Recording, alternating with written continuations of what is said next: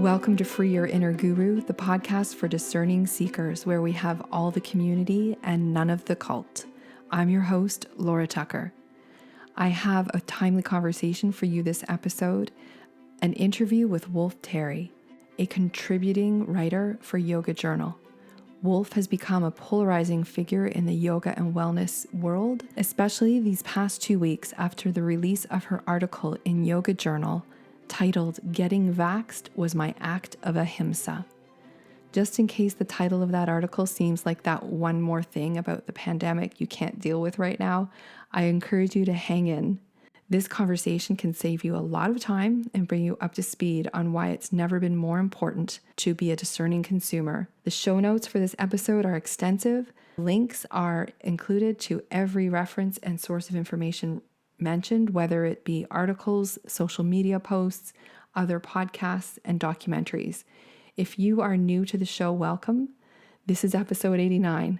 I hope you dig into the back catalog of 88 prior conversations. If you're a repeat listener, I'm glad you're along for the journey. For leaders, this is it. Now is the time to use your voice. If you're looking for a place to practice, gain confidence, and connect with other leaders doing the same, do check out our leadership community. A special shout out to Free Your Inner Guru patrons who support the podcast on Patreon and share it with others. You make this podcast possible, and for that, I am very grateful. If this is the type of content you would like to see and hear more of, please support the show on Patreon and tell the others. I give you a conversation with Wolf Terry. The yoga and wellness worlds are sick. First of all, welcome to Free Your Inner Guru. I'm so excited to have you here. And for everyone who's listening, Wolf Terry is a contributing writer for Yoga Journal, a retired, experienced registered yoga teacher, and a writing coach and mentor. In 2018, Wolf lost her younger brother and her best friend to suicide, mere months after her child was born. Since then, she has been an advocate for mental health, as well as an outspoken activist on crucial social justice issues. She left teaching yoga at the beginning of the pandemic after years of working at every level of the $88 billion industry in order to become a full-time writer. Her writing mentorship program fuses yoga and meditation with expert organizational and editorial skills to help her clients organize, outline, write, and pitch their books. She's in the middle of pitching her first book, a memoir, and writing her second book, the first of a fantasy series. She recently came under fire in the yoga and wellness community for her Yoga Journal article, "Getting Vaxxed Was My Act of Ahimsa." Originally from backwoods of Maine, she now lives in Denver, Colorado with her husband and son. So once again, welcome to Free Your Inner Guru. Thank you so much for having me, Laura. This is this is a real treat and a real honor to be speaking. So thank you. So there's so much there. And I feel like if we don't address it right away, there's a giant elephant in the room, perhaps for some people who will be attracted to this episode because of this article that has, in my own words, I just posted on Instagram that I was getting ready to interview perhaps the most controversial person on the internet right now in wellness and yoga. I think the amount of controversy it's on one hand, it's disappointing, and on the other hand, it's necessary. And so let's talk about this article. You're a writer with Yoga Journal, you have an advice column, and I actually ended my advice column, and now I'm an essayist. Letters thought really overwhelming. But yeah. So I went to their website and I got on your author page and I read a few of your articles in the past. And this Getting Vaxxed article is not your first deep dive into speaking your truth and sharing research and opinion on issues surrounding the yoga community. But this is by far the one that's most pertinent to the world in general. So I'd love to give you an opportunity to share how the article came to be, and perhaps as a writer and as a writing coach, how you positioned it and why you chose to position it the way you did. And then we'll get into how it was received. Yeah, this article has been the essay itself was a long process. It actually began back at the beginning of the pandemic when yoga studios weren't even entertaining the idea of closing down until they were mandated to, until it was like a thing, like you must shut down. And I immediately texted my editor and I was like, I have to write a piece on Ahimsa and how this is a virus and this is very serious and what pandemics are like, because I had already had conversations with people in my life. As if you've read the article, you will know so many conversations revolving around the pandemic, especially within that first week. So my editor was like, there's just too much coming in. Love the idea of writing about Ahimsa at this time, but let's just hit pause on this. And I said, okay. And then it was the masking and people being anti-maskers and saying, how about now? Because this is us saying, hey, even if we don't actually need to wear a mask, even if it turns out that they're like, oh, the masks don't work, it's still a sign of solidarity. And solidarity is still a sign of like, actively, I'm doing everything I can to ensure that I don't harm others. And again, the response was so much coming out on that. People need a distraction from the pandemic. We don't want to focus on that right now. So I said, fine, because at that point, they were developing the Pfizer and Moderna vaccines that had just been announced. So I committed myself to researching as much as I possibly could about the history of vaccination, the history of vaccines, and also just the history of pandemics like the plague, like smallpox, like all of that stuff was in my research. And then looking at the anti-vax movement from a lens of, there are all of these communities that intersect with one another that have opposing beliefs, yet they all share this main one. And why is that? And why can't we get around that? And also, what is ahimsa? What is non-harm? What does it truly mean? And why would someone not want to partake in non-harm in ahimsa? Why would someone actively say no when they have spent their entire life upholding these values and preaching values?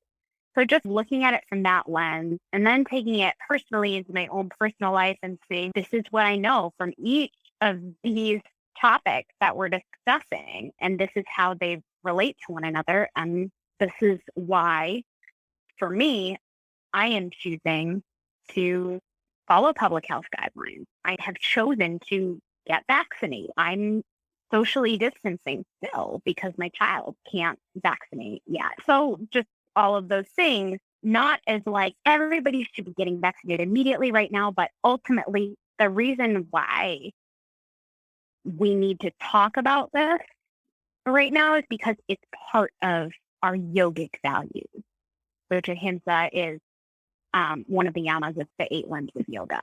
I practice yoga, but I've never studied yoga. And in fact, before I was telling you before we came on here, I went on to the leadership community that runs attached to this podcast.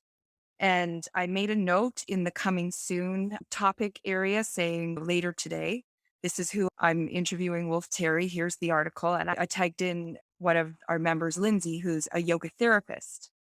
And she wrote a whole explanation of the yamas for me.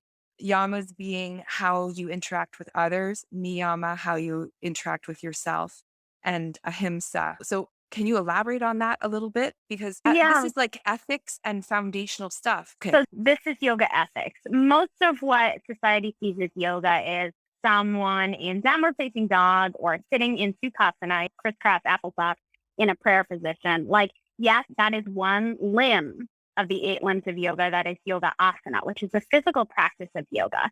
The physical practice of yoga asana is meant to warm up the body for long seated meditation. And the yamas, the niyamas, ahimsa, these are all, it's somewhat like the 10 commandments of yoga.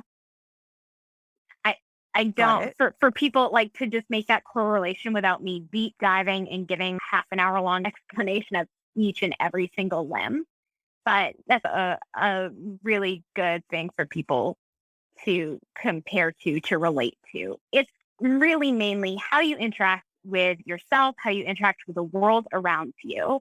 But yeah, self-study, which is one of the ethical principles. It just taking note of your surroundings and always trying to live up to these ethics and to these morals in the best way that you can. It's not like a disciplinary thing. It's more of a, hey, like care about others, care about what's going on inside of yourself, and don't hurt people.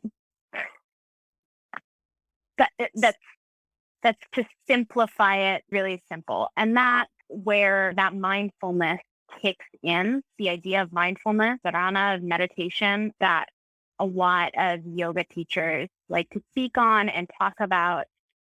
That's a very crucial part of your yoga practice off of the mat, as well as on, because we practice mindfulness through our breath. But taking that off of the mat into the world is where you do the true yoga. And that's where the 8 limbs of yoga, the yamas and niyamas, ahimsa, are played out. I guess it's fair to say, and I'm maybe just, being a bit mischievous here with this, but I guess it's fair to say that you had some sense, just based on how foundational this is, that putting this message and taking a side in the, I'm air quoting for people who don't see the video, in the freedom of choice about the vaccine, that this would be a little bit of a fire starter. I am a very polarizing individual. This is something that I grew up being, that I understand about myself. And I am the type of person who will talk about the stuff that everybody else will shove underneath the rug. When I write, I do not write fluff.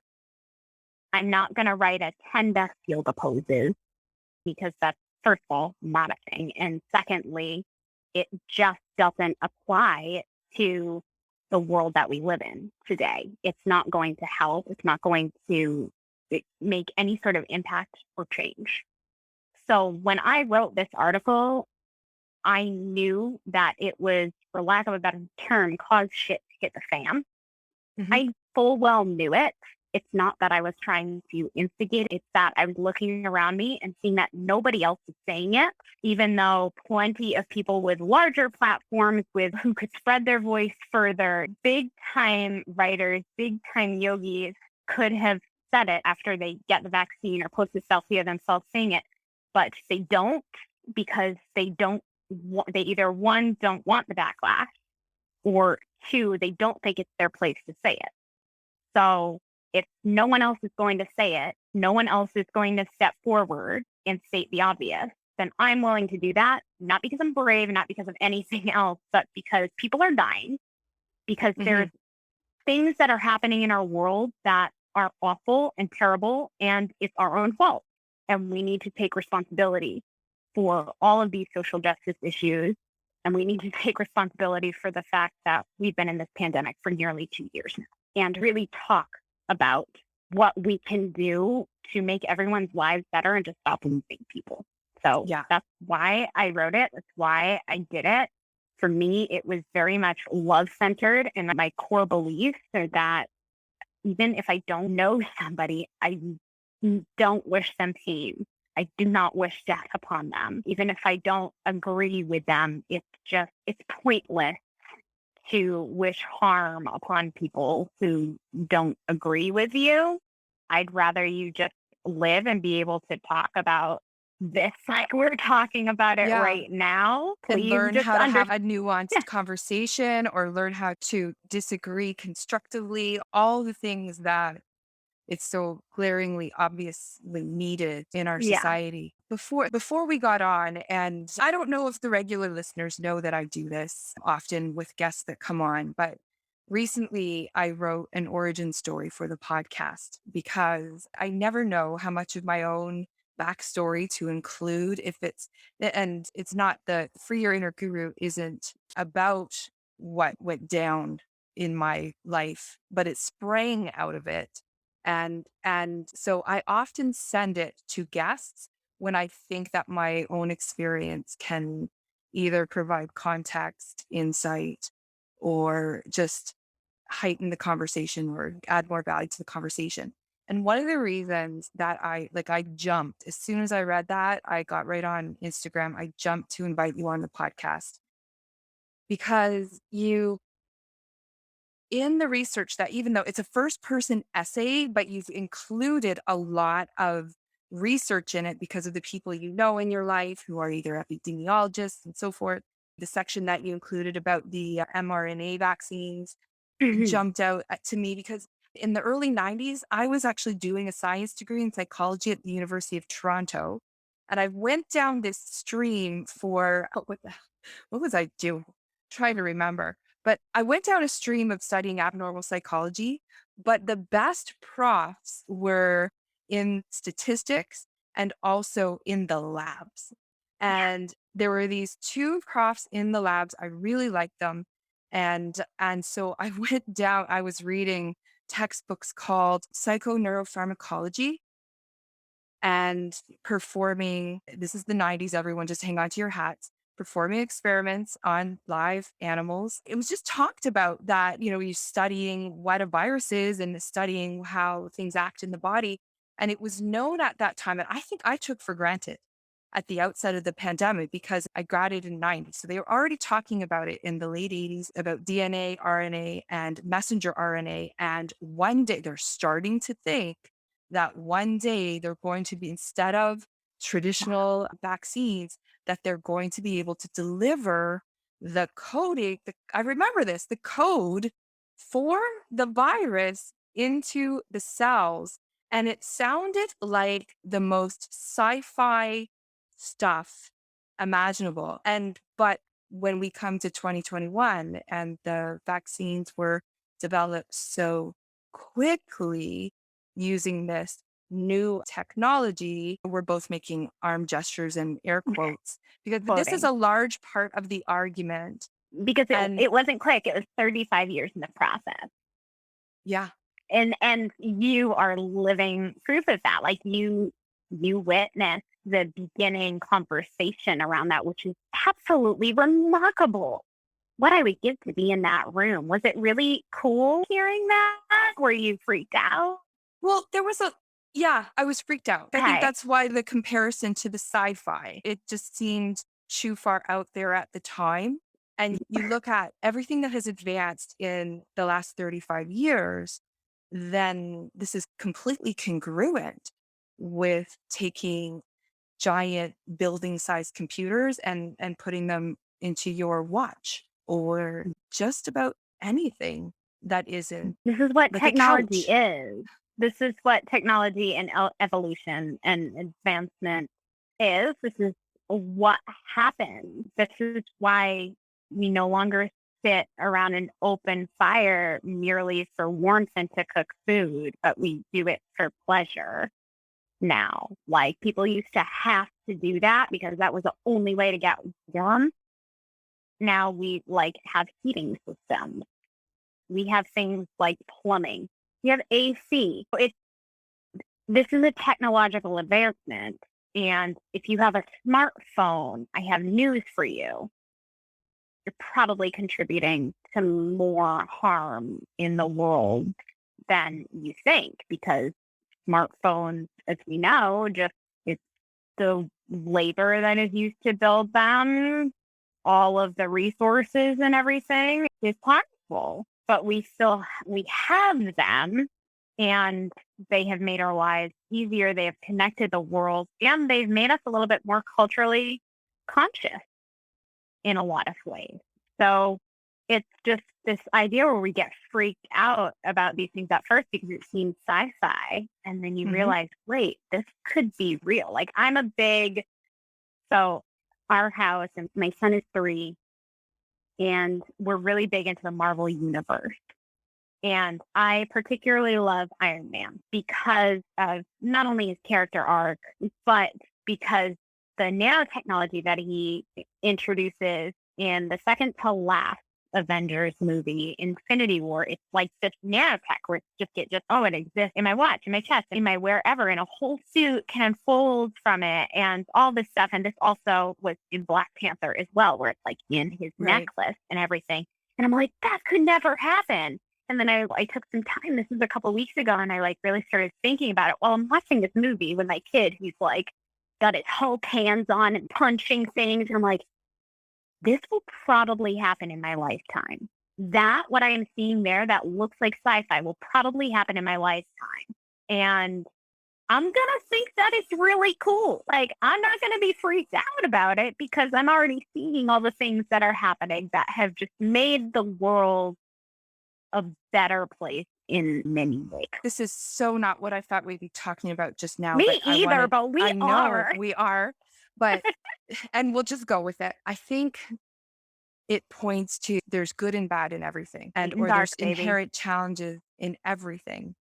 And and that has a lot to do, I think, with the culture of suspicion that the vaccines have launched into, and some of that suspicion is valid. The use of that suspicion, however, to guide and manipulate people, that a lot of people don't realize is happening.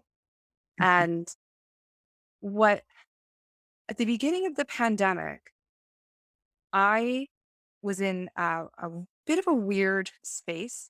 I don't know if I think everyone will be able to identify with being in a weird space Yeah, at the I'm beginning like, of the sweetheart, pandemic. Yeah, it was all of us. yeah, I had a couple of, and everyone had their extras. So I know I'm not a snowflake, but I'm bringing this up for a reason. So my extras were an eye infection that started late March, early April after I got back to Toronto from Hawaii.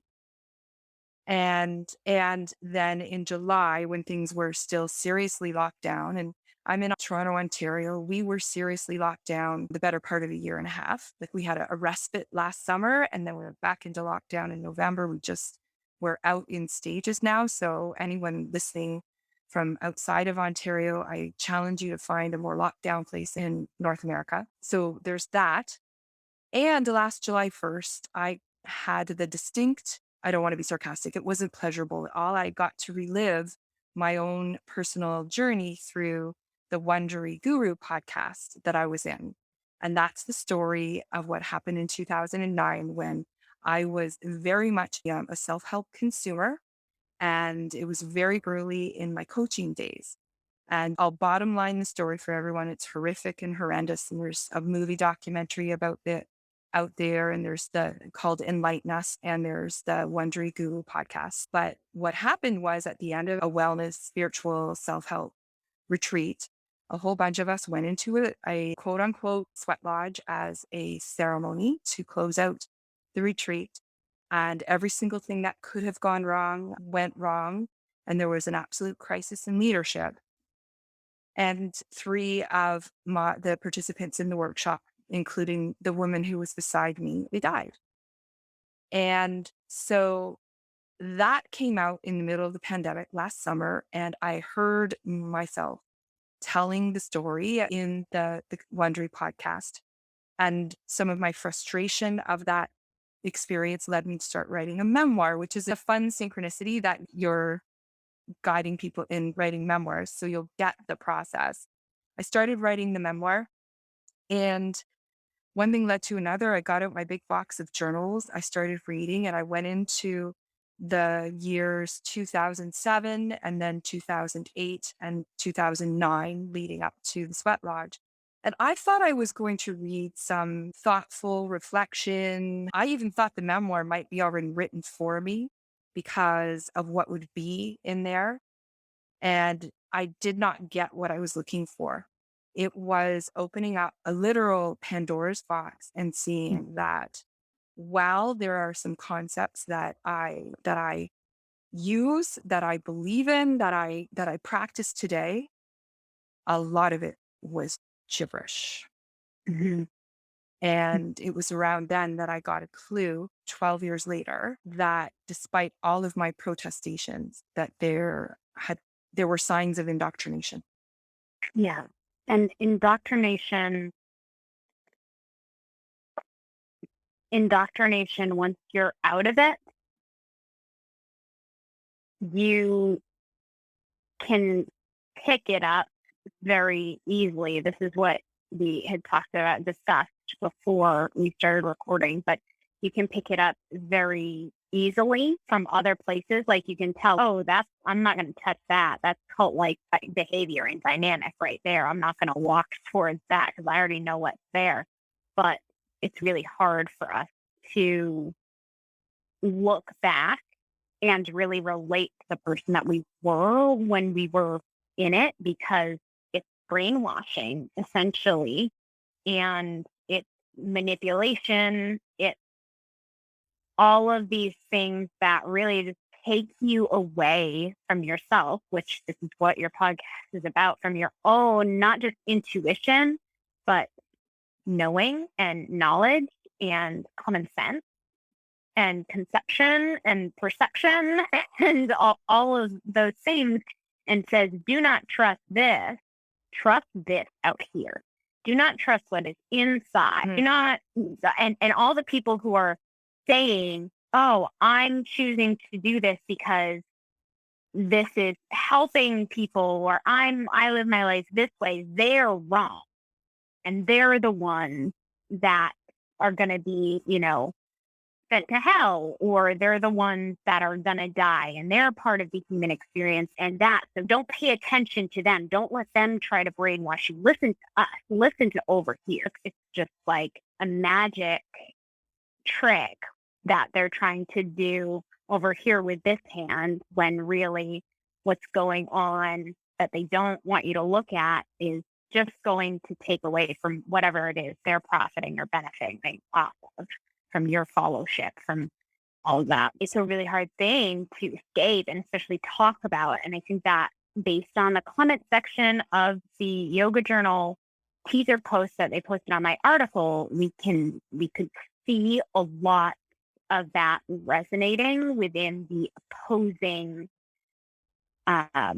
viewpoint of the accounts and the people commenting. Are you cool with, and because one of the things that I've been paying attention to all of this from the get-go, because even before I woke up to my own indoctrination, it doesn't mean that I hadn't been able to see the toxic behavior and what all went on. So that wasn't quite it. So I was watching everything right from the beginning, because what happened in our community, so around James Arthur Ray's community, after the sweat lodge, what happened was the community polarized, and you were either for James or against James. And that left very little, because it wasn't just the people who were there at that retreat. It was hundreds and hundreds and arguably thousands, because there was a certain level of fame there at the time, but it was for and against. For me, I was in the position of knowing that, like, I fell through the middle. I couldn't find company, comfort, or community on either side, because A, I was there, and B, I knew that I would be involved as a witness in the criminal trial. And I'm sharing this because what I saw during the pandemic, and it had been happening all along in society around President Trump and QAnon and all of this. So I was already tuned to be able to see it, and already very managing being triggered all the time by the narcissist in chief. But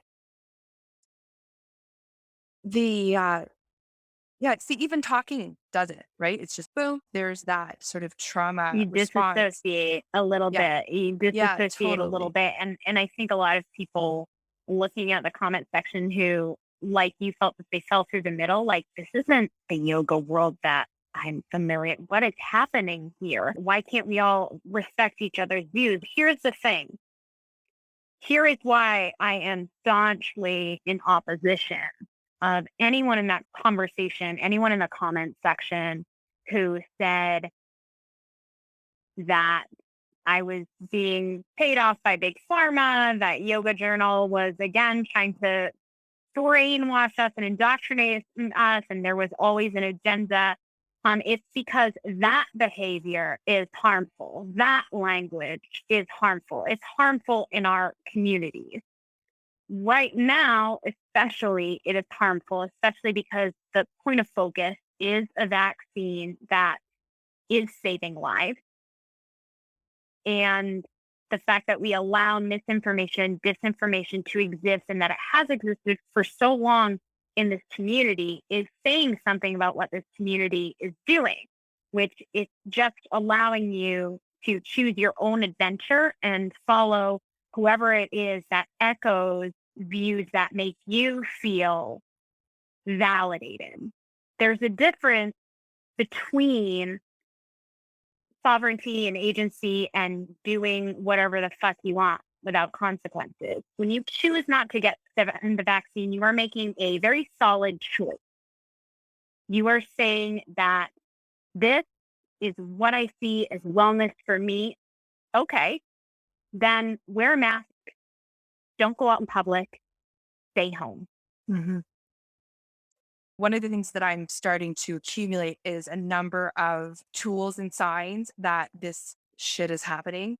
And one of them is people crossing lanes, right? Like I'm not in a yoga lane, so I'm not going to be not going to be an expert and have no intention. I'll practice it as much as I can, but I have no intention of becoming a yoga expert. I'm not an epidemiologist, so I will defer and refer to epidemiologists when I need to understand the actions of vaccines and bacteria in our body and in the world at large and in our ecosystem. And so one thing I do see though, that self-help, which is my lane for better or worse, I have had an on and off history with being in the self-help industry myself and being out. And I am pretty much all the way out at this point, thanks to the last year, which we're going to circle around to. I think that's something we need to explore together. We have a lot in common there. You know, But given self-help and spirituality somehow became my lane, one of the things that I see here is that crosses into yoga and it crosses into wellness because everybody's in all the lanes. And this is the ultimate spiritual bypass. oh, And that's a term I didn't know 10 no, years ago. correct. I hope I can define it well enough. But spiritual bypass is the equivalent of saying it's their journey or they're responsible for what they've created, or it will happen in the fifth dimension. This is also third dimension. Anyone who's not watching this, I just mouthed what the fuck about the fifth dimension thing because, yeah. Mhm. Yeah.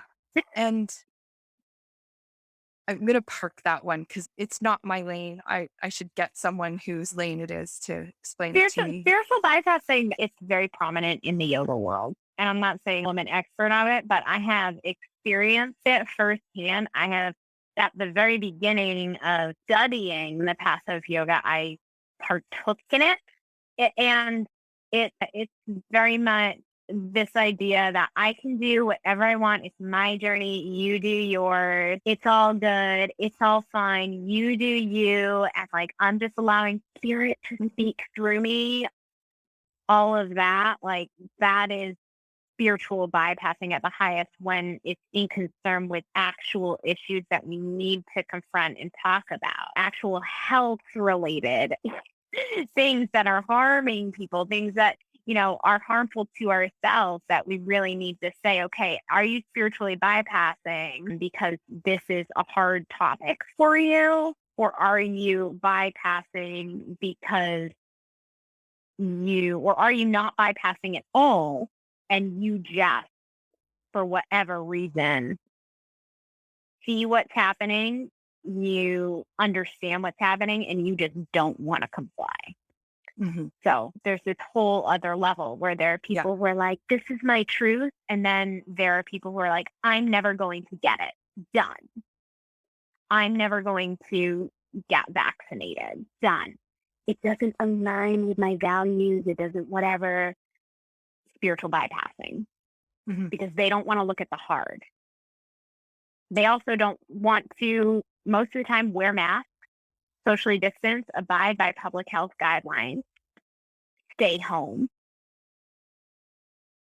They just Well, don't want to because acknowledge it's a that they have a bypass, role to it's a play. bypass of the pandemic, right? The pandemic is proving to be almost not bypassable. And I say almost because I think that if you're not being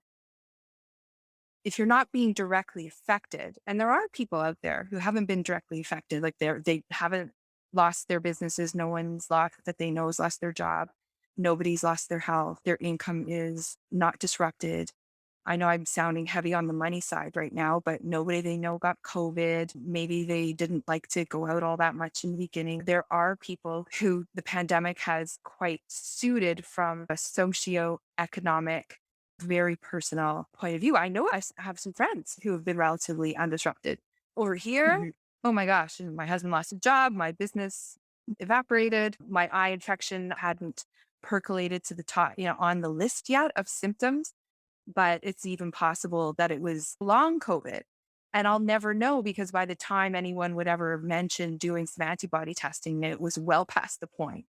And like the pervasiveness of it, it's almost like for every practitioner out there who has been saying we are all one for the last 30 to 50 years, this is it. This To is the me, moment. It's the it was the moment. moment, right? It was the moment. It still could be the moment.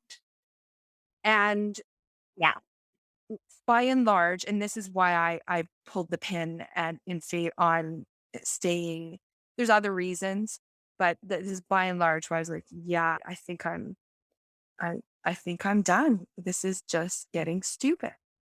Yeah, in terms of that, now that we're segueing into that conversation, that's what happened with me in the yoga industry. I no longer teach yoga and I will never teach a yoga class again. I will never be involved in a studio situation again. I will not do retreats. I will not do yoga festivals. I will not do it because I was not put on this earth to play that game in that industry, which is very much off faith and very much an industry and no longer considered a practice or a path to follow here in the westernized world. So yeah, that's why I walked away for a multitude of reasons, for being treated like the product that I was providing, which was my wisdom as a yoga teacher and my training and everything that I did over the years was not being appreciated. And when COVID first hit our world and when we started going into lockdown, the specific studio that I worked for was saying that they weren't going to budge on closing their studio until that they had to. They were they were mandated to, and then kept trying to push the studio to come back way too soon. And then finally said, okay, yeah, we're all coming back. But if you don't take whatever class we give you, then that's too bad. And also, like, you're either coming back or you're out forever. And we're not going to do virtual, like, from your home anymore. We're not going to do Zoom classes from your home anymore. If you want to teach, you have to teach in the studio with a bunch of people. And at first, they weren't even requiring that. And I said, absolutely not. I helped build the studio and the franchise that I had worked for a long time, helped build it and helped build the community. And I stepped away because I had finally reached a point where I understood that as someone who has been writing consistently for a long period of time, that I needed to focus primarily on writing, and I needed to not be absorbed in this culture that was truly harmful and causing harm. And there are people at the studio that I worked with that a majority of them who stayed there all got COVID. Just all of these different situations happened. That's one of the main reasons why I walked away and I chose to simply write about yoga. And that would be how I taught Simply yoga. right. Simply right. Oh, yeah, simply right. Oh, sorry. Yeah, I'm sorry. I mistook the word. Cause a shitstorm for simply. in the yoga community for simply. Again, we did it again. Going back to what you were describing there, I grabbed for a pen because it sounds to me as somebody, now I've been a franchisee and I've been a consultant. I've consulted to multi-million-dollar franchises.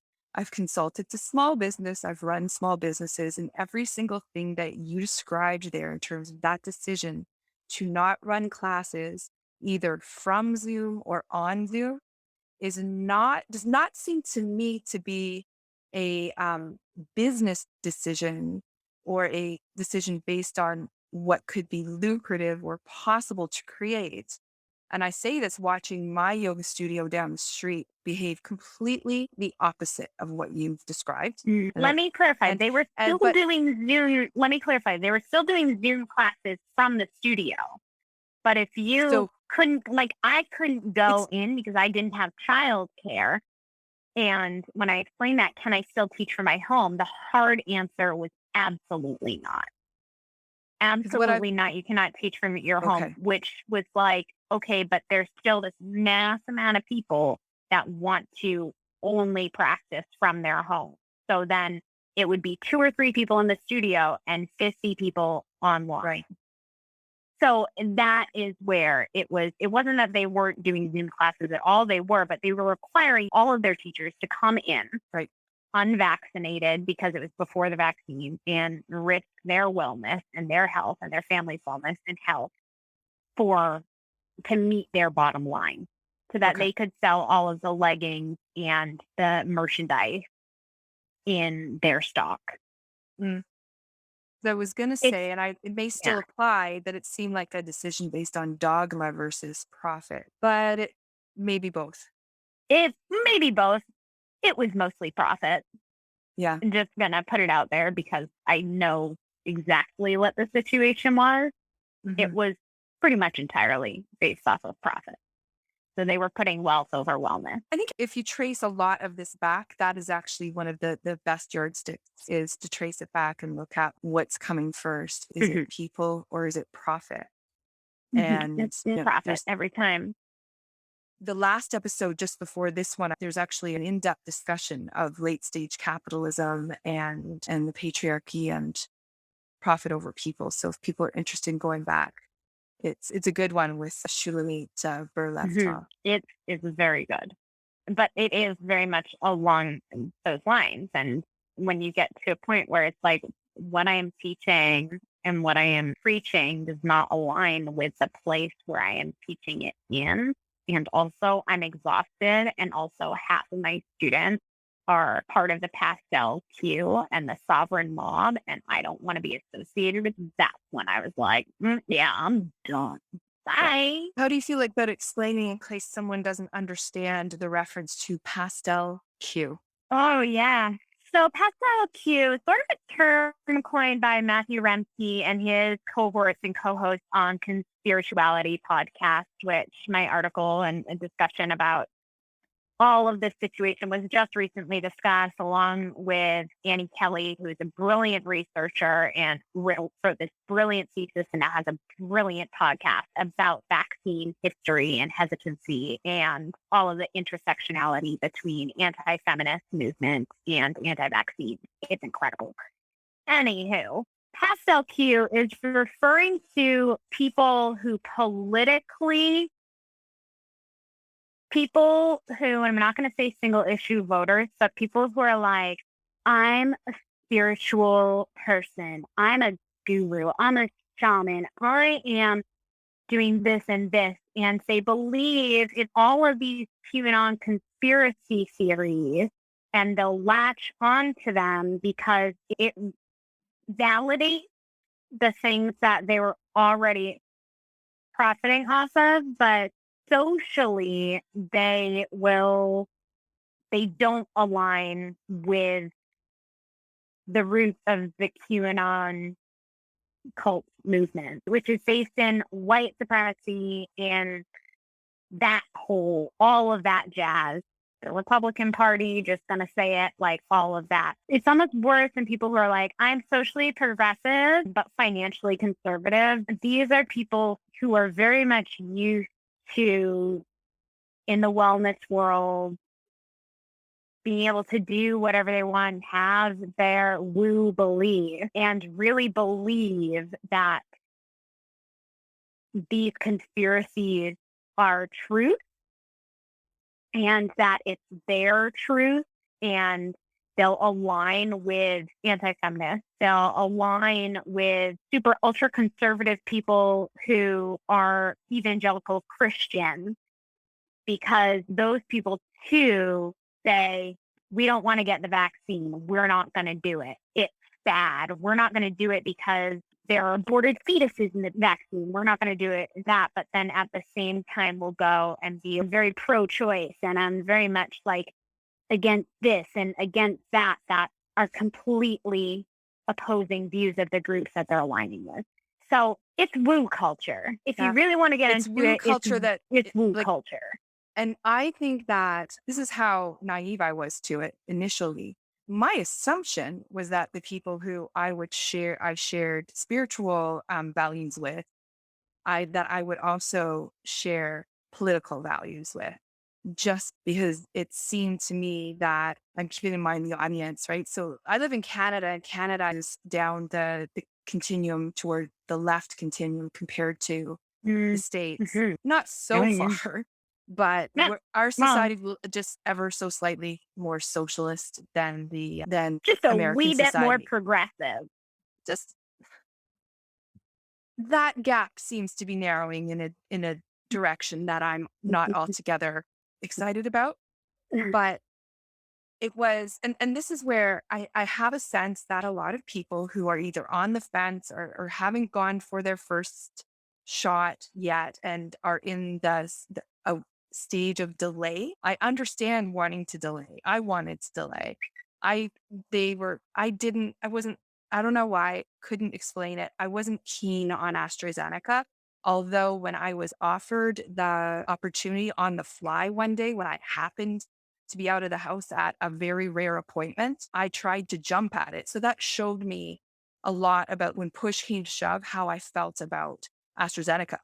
If I could have got one that minute, I would have driven over and got it. And because a good friend tipped me off that they had some at the pharmacy close to home. But by the time I got out, they were gone. So that was one. But so I understand the delay.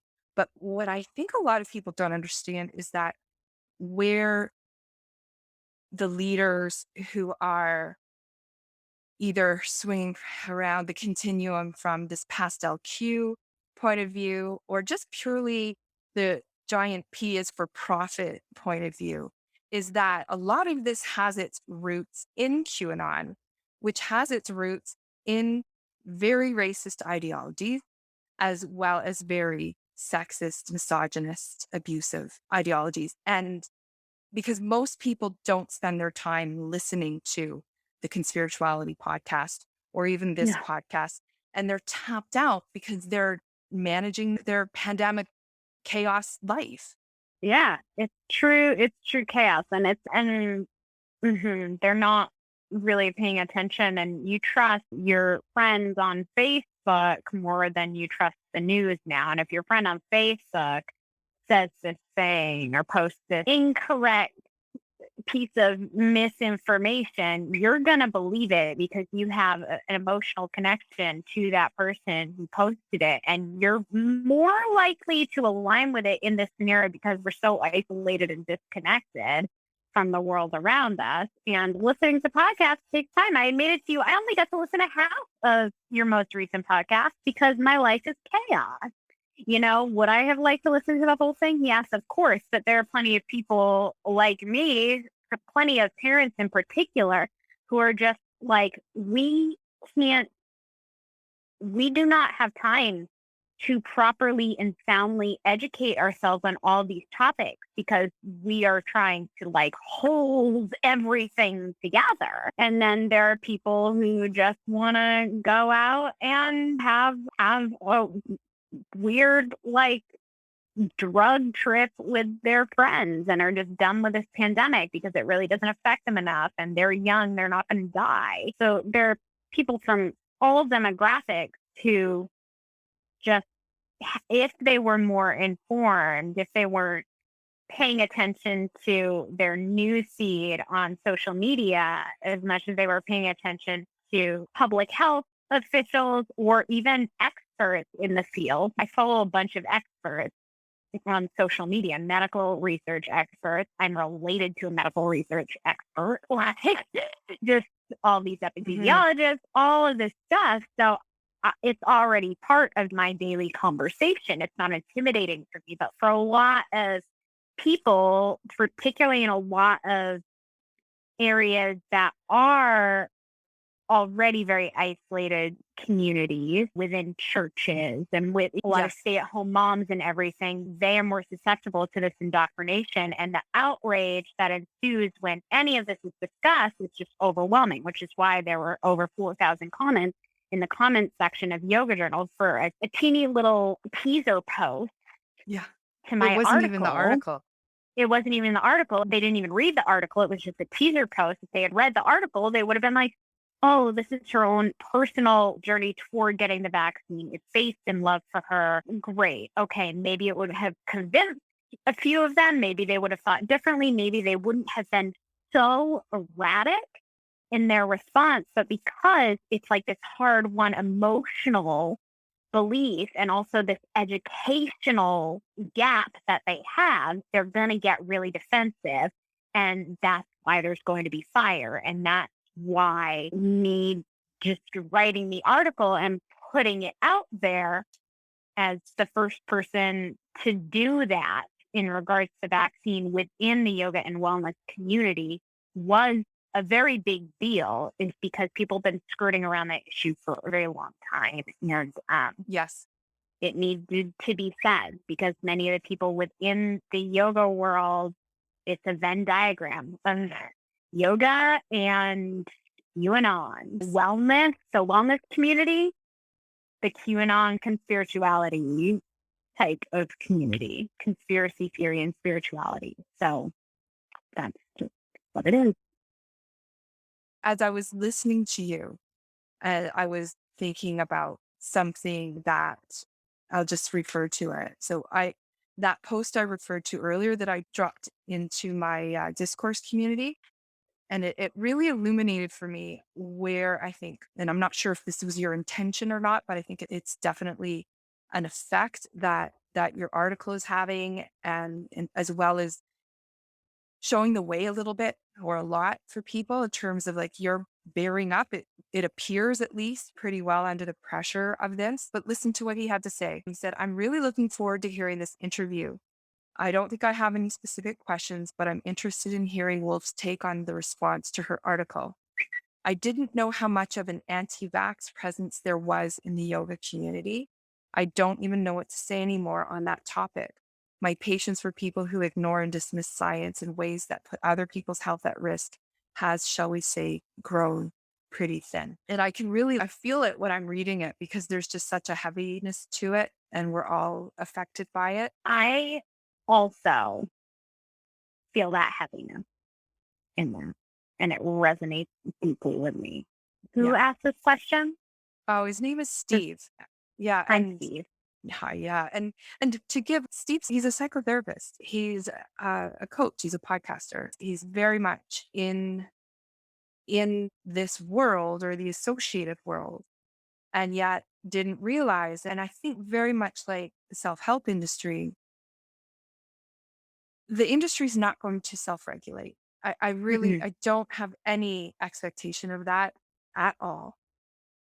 And I think I hesitate before saying the real work because there's so much work, but a lot of the work has to do with raising consumer awareness so that the consumer of yoga and the consumer of self-help and the consumer of wellness can still use a holistic approach to your health. Nobody is saying you shouldn't, but also not leave the world of science and grounded reality and interconnection behind. Yeah. So to Steve's question into what you just said, my feeling about the response to my article and all the comments and people coming out of the really showing themselves, really showing their ass, as Matt Remke put it was expected because I already knew that it existed and I knew that a lot of people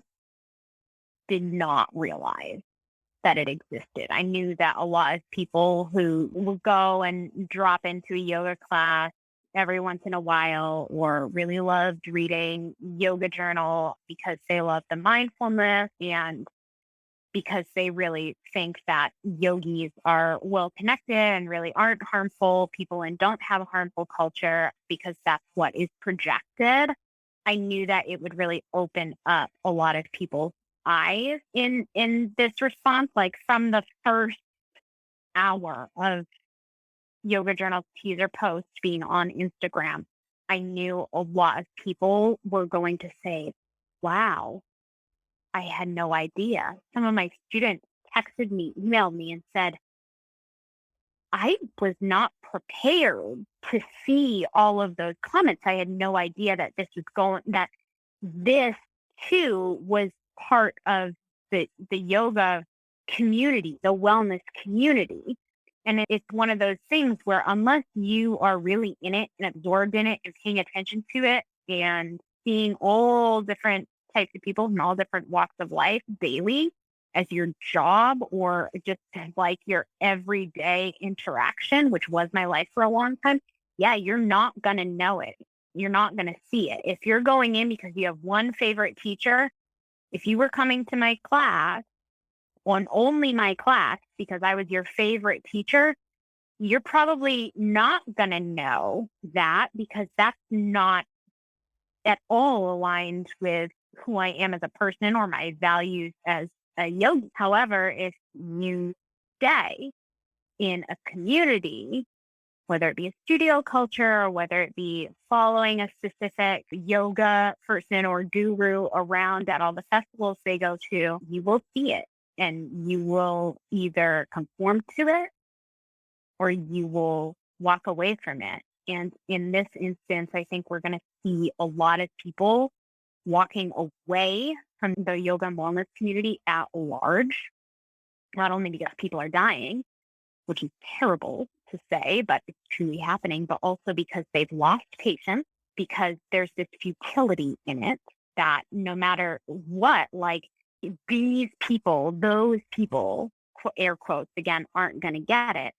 Or there's this heavy duty spiritual bypassing that is deeply rooted in white supremacist values and structure.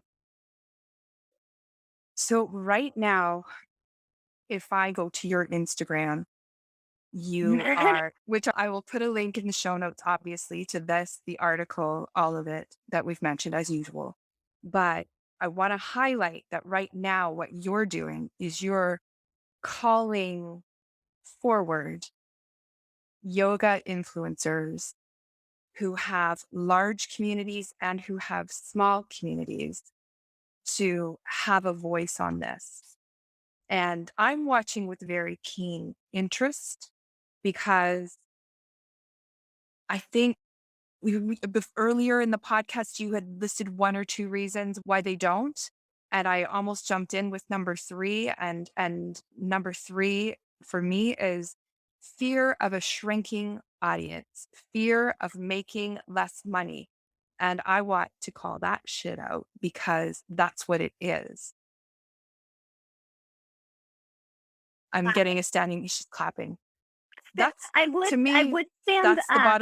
the bottom line is the bottom line. And so I think that by applying, I think it's brilliant what you're doing by applying pressure on them in a public forum rather than fighting back at what can't be fought. And that's the whole other thing about the indoctrination process is that people will come out when they're good and ready to come out. There's really not much that people can do to force or speed up that process.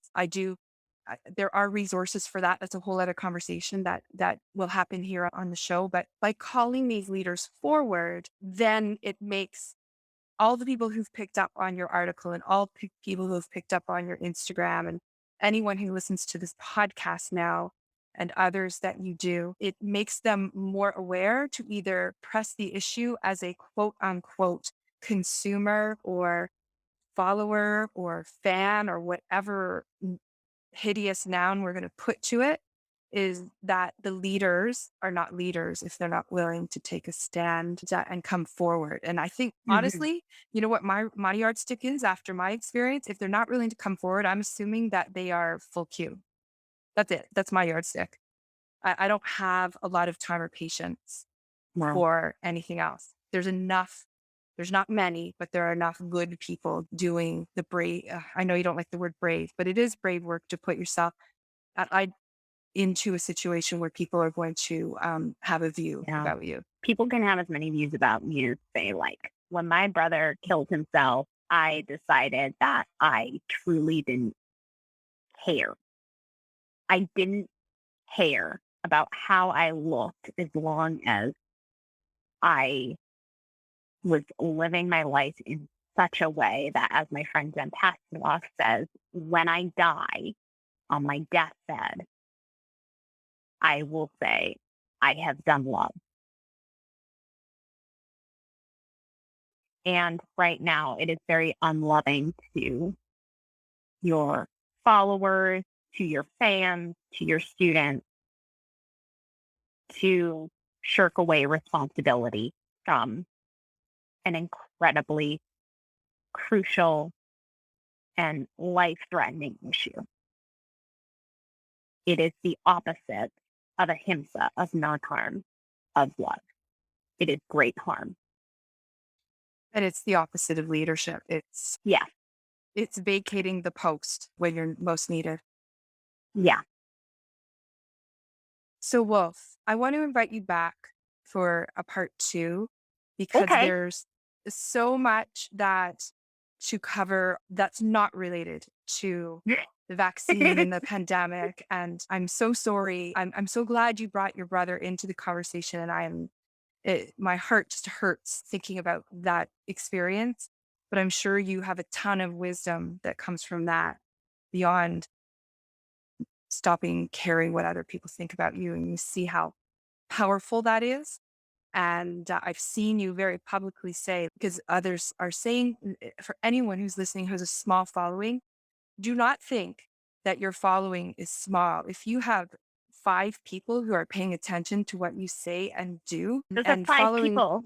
those are 5 people. And it doesn't matter. That doesn't apply just to the vaccine or to the pandemic. That's any time. And I have to remind myself of that at times because I don't enjoy social media as much as some might think, and I get frustrated because you gain, you lose, you gain, you lose. And as this podcast has been making adjustments, the audience adjusts, and I'm so down for that.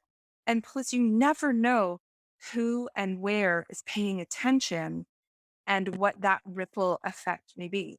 So, showing up and in your own strength and in your own truth it's sad that it sometimes feels like risky behavior, but look at how your words have resonated far beyond the yoga journal.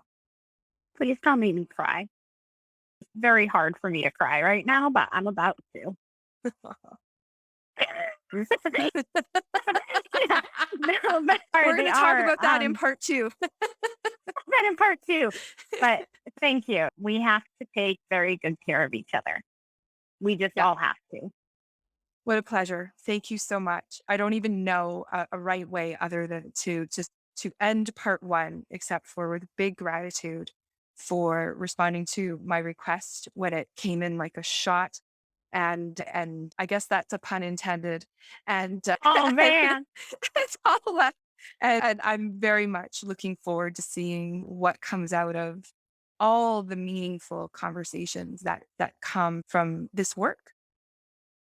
I am it likewise for me. And I just feel very honored and very privileged to be able to chat with you about this. It's been a real gift and I can't wait to come back next time.